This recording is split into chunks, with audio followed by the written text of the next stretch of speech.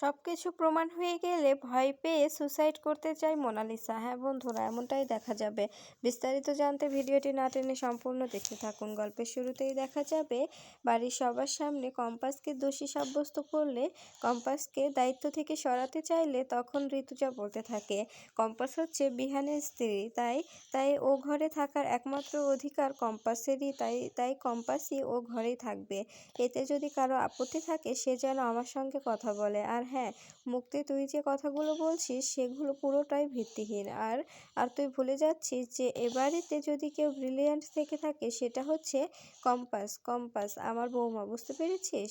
এরপরে কিঞ্জলকে বলতে থাকে শোনো শোনো ঠাকুরপো, তুমিও এটা খুব ভালো করে জানো যে কম্পাসের মতো ব্রিলিয়ান্ট এ বাড়িতে কেউ নেই, তাই তাই কম্পাস এরকম কোনো কাজ করতে পারে না। এরপরে মোনালিসা মনে মনে ভাবতে থাকে আন্টি কখনোই কম্পাসের কোনো দোষ স্বীকার করবে না। আমরা যতই চেষ্টা করি কম্পাসকে ভুল প্রমাণিত করার, কিন্তু কোনোভাবেই আন্টি স্বীকার করবে না। এরপরে ঋতুজা ডক্টরকে বলতে থাকে আচ্ছা আপনি বলুন তো, কম্পাস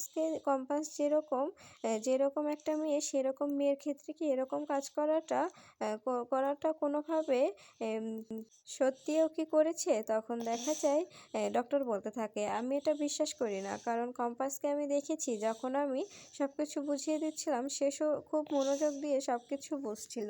ও কখনো নিজেকে দায়িত্বহীন মনে করেনি। এরপরে দেখা যায় ঋতুজা মোনালিসাকে বলতে থাকে শোনো মোনালিসা, তুমি এখানে আমার না বলা সত্ত্বেও তুমি এখানে থেকেছো, এতে আমার কোনো আপত্তি নেই, কিন্তু একটা কথা মাথায় রেখো, ওরা তোমাকে লোভ দেখাচ্ছে, এতে তোমার কোনো দোষ নেই। ওরা তোমাকে বোঝাচ্ছে যে বিহান তোমারই থাকবে, তোমারই হবে, কিন্তু এটা কখনোই সম্ভব না।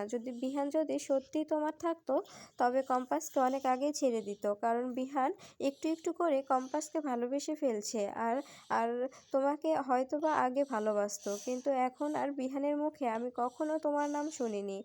আর বলো তো, যদি একটা ছেলে ভালোই না বাসে তবে কেন কেন তার ওয়াইফকে প্রোটেক্ট করতে না বলে মালয়েশিয়া চলে যায়? তোমার কি এটুকু মাথায় জ্ঞান নেই? তখন মোনালিসা বলতে থাকে আন্টি বিহান তো আমাকে বলেছে যে ও আমাকে ভালোবাসে। তখন ঋতুজা বলতে থাকে অনেক আগে বলেছে, এখন কি বলেছে? ও অনেক আগে তোমাকে ভালোবেসেছে। আমার ছেলেকে আমি চিনি, আমার ছেলে রূপ দেখে কাউকে ভালোবাসে না, ও গুণকেই পছন্দ করে। আর কম্পাসের গুণকে ও প্রাধান্য দেয়, কম্পাসকে সম্মান করে, ও কম্পাসকেই ভালোবাসে, কম্পাসের সঙ্গেই সারা জীবন থাকবে। তুমি এখন বুঝতে পারছো না, যখন তোমাকে ওরা সবাই উপরে উঠিয়ে দিচ্ছে, যখন মইটা কেড়ে নেবে, তুমি মাটিতে থুবড়ে পড়বে, তখন তুমি এই আন্টির কথাটা খুব মনে করবে। তখন বুঝতে পারবে যে ঋতুজা আন্টি যে কথাগুলো বলেছিল সবটাই ঠিক বলেছিল, কোনোটাই ভুল বলেনি। এরপরে অস্মিকা বলতে থাকে জেম্মা, আমি আমি কিছু বলতে চাই। ছোট বৌদি যে নির্দোষ সেটা আমি সাক্ষী। তখন দেখা যায় তখন মাহি বলতে থাকে তুই আর বাড়াবাড়ি করিস না। তুই কি বলবি? তুই তো সবসময় ছোট বৌদির গুণগানই করে বেড়াস, তাই না? এরপরে ঋতুজা মুক্তিকে বলতে থাকে শোন মুক্তি, তুই হচ্ছিস এ বাড়ির কেউ না, তাই তোকে এ বাড়িতে থাকতে হলে লড়াই করতে হয়। আর কম্পাস এ বাড়ির বৌমা, ওকে কোনো লড়াই করতে হবে না। তাই তুই কম্পাসের পিছনে লাগাটা বন্ধ কর, না হলে বারবার তুই হেরে যাবি। এরপরে অখিলেশ বলতে থাকে আমি আমার ছেলের দায়িত্ব কিছুতেই কম্পাসের প্রতি দিতে দেব না। তখন ঋতুজা বলতে থাকে কি বললে? তোমার ছেলের দায়িত্ব? তুমি তুমি তোমার দায়িত্ব ফলাতে এসেছো? শোনো শোনো অখিলেশ, তোমার এখানে কোনো ভূমিকা নেই, কারণ তোমার ছেলেও খুব ভালো করে জানে যে তুমি কেমন, তার মাকে কতটা কষ্ট দিয়েছো, তুমি কী রকম ধরনের মানুষ। আর যেটুকু জানে না সেটুকু যদি জেনে চাই তবে তোমার মুখোশটা কিভাবে খুলবে? তুমি বুঝতে পারছো তোমার ছেলে তোমাকে কতটা ঘৃণা করবে? তোমার কোনো ধারণা আছে? এরপরে কম্পাস বলতে থাকে মা এ দেখো আমি কেন ঘর থেকে বেরিয়েছিলাম, এই দেখো। এরপরে দেখা যায় ঋতুজাকে ফোনে এসএমএসটা দেখালে তখন ঋতুজা বলতে থাকে এটা তো অস্মিকার ফোন থেকে এসেছে। তখন কম্পাস বলতে থাকে হ্যাঁ এটাই তো ঠিক, এটা অস্মিকার ফোন থেকে এসেছে, কিন্তু অস্মিকার ফোন থেকে আবার আনসেন্ডও করে দেওয়া হয়েছে। এরপরে কম্পাস বলতে থাকে আমি গিয়েছিলাম অস্মিকার এই এসএমএসটা পেয়ে আমি বিহান স্যারকে ফেলে চলে যাই, সেখানে গিয়ে দেখি অস্মিকা ঘুমাচ্ছে। এরপরে অস্মিকাকে বললে অস্মিকা বলতে থাকে, আমি তো তোমাকে SMS করিনি ছোট বৌদি, এতেই আমার খটকা লাগে। আমি দৌড়ে গিয়ে বিহান স্যারের ক্যাবিনে যাই, আর সেখানে গিয়ে দেখতে পাই সব কিছু বন্ধ, সব কিছু কেউ ইচ্ছাকৃতভাবে করেছে। এই কথাগুলো শুনে মোনালিসা ভয় পেয়ে যায়। মোনালিসা আস্তে আস্তে শরীর খারাপ করতে থাকে। এরপরে দেখা যাচ্ছে ঋতুজা বলতে থাকে, আমি জানি মা, এটা কার কার কাজ হতে পারে, কে কে এসব করতে পারে। এরপরে মোনালিসাকে বলতে থাকে, শোনো, আমি তোমাকে একটা কথা বলছি, তুমি প্লিজ সকালে আমি ওঠার আগে বাড়ি থেকে চলে যেও। তবে তবে একটু আমি খুশি হতাম যদি যদি এই কাজটা করে দিতে। তোমার দ্বারাই তো কখনো কোনো পূর্ণ হবে না, তাই এটুকু পূর্ণ যদি করতে ভালো হতো। এই বলে ঋতুজা চলে যায়। এরপরে মোনালিসা মুক্তিকে বলতে থাকে, মুক্তিমাসি, তুমি কিছু বলবে না? ও ঋতুজা আন্টি আমাকে এভাবে অপমান করলো।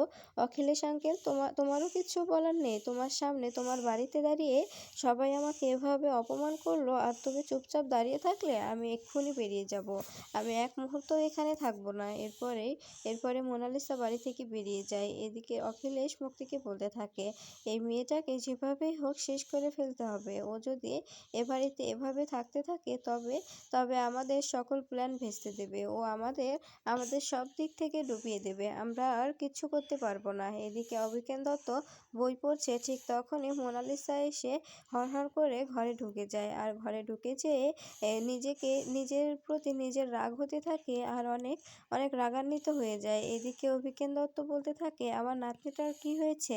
এরপরে কিঞ্জল এলে কিঞ্জলকে বলতে থাকে, আচ্ছা মোনালিসার কি হয়েছে, ও এভাবে ঘরে ঢুকলো কেন? তখন কিঞ্জল বলতে থাকে, আসলে ও বাড়িতে একটু ঝামেলা হয়েছে তো, এজন্যই বৌদি বলেছে যে মোনালিসাকে বাড়ি ফিরে আসতে, তাই মোনালিসা বাড়িতে ফিরে এসছে, আমি দিতে এসেছি।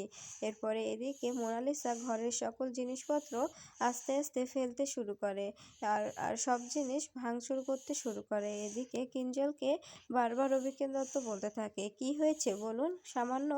সামান্য কথা কাটাকাটির কারণে আমার নাতনি এতটা রুড হতে পারে না, আমার নাতনি এরকম ব্যবহার করতে পারে না, ওর সঙ্গে বড় কিছু হয়েছে আমার বিশ্বাস। এই বলে অভিজ্ঞান দত্ত মোনালিসার ঘরে গিয়ে দরজা ধাক্কাতে থাকে, কিন্তু মোনালিসা কিছুতেই দরজা খোলে না। এরপরে মাহি ও কিঞ্জল দুজনেই এসে বলতে থাকে, মোনাদি প্লিজ দরজা খোলো, মোনাদি প্লিজ দরজা খোলো, কিন্তু কোনোভাবে মোনা দরজা খোলে না। এদিকে দেখা যায় মোনালিসা একটা ব্লেড নিয়ে সুসাইড করার জন্য রেডি হচ্ছে। এরপরে অভিজ্ঞান দত্ত দরজা ভাঙার চেষ্টা করলে দরজা কিছুতেই ভাঙছে না। এদিকে মোনালিসা বলতে থাকে যে যেহেতু বিহানা আমাকে ভালোই বাসে না, বিহানা আমাকে চায় না, তবে আমি এই জীবনও রাখবো না। এরপরে অভিজ্ঞান দত্ত দরজা ভেঙে এসে মোনালিসাকে আটকে দেয়, আর বলতে থাকে, তুমি এসব কি করছো? এরপরে মোনালিসা চিৎকার করে কাঁদতে থাকে আর বলতে থাকে, দাদু, ও বাড়ি থেকে আমাকে দূর দূর করে তাড়িয়ে দেওয়া হয়েছে। ঋতুজা আন্টি বলেছে বিহান নাকি আমাকে কখনো ভালোবাসবে না, বিহানের নাকি আমি যোগ্যই নই। এদিকে কম্পাসকে ঋতুজা বলতে থাকে, এখন কি করবি? যেভাবেই হোক তোকে নেক্সট হিয়ারিংয়ে আমাদের নির্দোষ প্রমাণ করতে হবে, তা না হলে ওরা যেভাবে উঠে পড়ে লেগেছে তোর ক্ষতি করার জন্য একটা বড়সড় প্যাঁচে ফেলে দিলে তবে আর কখনোই তোকে জেল থেকে ছাড়ানো যাবে না। তাই যেভাবেই হোক আমাদের প্রমাণগুলো জোগাড় করতেই হবে। এরপরে মেঘমালা বলতে থাকে, মা জানো, কালকে তো ক্রিসমাস, মনে আছে তোমার? ক্রিসমাসে প্রত্যেকবার বিহান কি করে, আর এবার দেখো ছেলেটা কিভাবে চুপচাপ বিছানায় শুয়ে আছে। এরপরে ঋতুজা কাঁদতে থাকে আর বলতে থাকে, আমার ছেলেটা যারা এরকম অবস্থা করেছে তাদের আমি একটা একটা করে খুঁজে বের করে তাদের শাস্তি দেব। এরপরে কম্পাস বলতে থাকে, হ্যাঁ মা, ওনাকে যারা এরকম করেছে আমি জানি অবশ্য কে করেছে, তারপরেও যদি সন্দেহটা বাদ হয় তবে আমি ওনাকে অবশ্যই শাস্তি দেব। আমার বিহান স্যারকে এভাবে মারার চেষ্টা আমি কিছুতেই মানব না। এরপরে দেখা যায় ঋতুজা বলতে থাকে, শোন মা, আমাদের যেভাবেই হোক প্রমাণ জোগাড় করতে হবে। তখন কম্পাস বলতে থাকে, তুমি চিন্তা করো না মা, আমি জিতকে লেগে দিয়েছি, জিত সবটা খোঁজ করছে যে কোথায় কি আছে। সবকিছু পেয়ে গেলে আমরা গিয়ে সবকিছু এক করে আদালতে পেশ করব। এরপরে দেখা যায় ঋতুজা বলতে থাকে, হ্যাঁ মা, তুই ঠিক বলেছিস, তোকে তো নির্দোষ প্রমাণ করতে হবে, তা না হলে ওরা আরো খারাপ কাজে লিপ্ত হবে, ওরা তোকে আরো ভেঙে ফেলার চেষ্টা করবে। তাই নিজেদের সতর্ক হয়ে সবকিছু প্রমাণ জোগাড় করে ওদেরকে সবার সামনে এক্সপোজ করতেই হবে।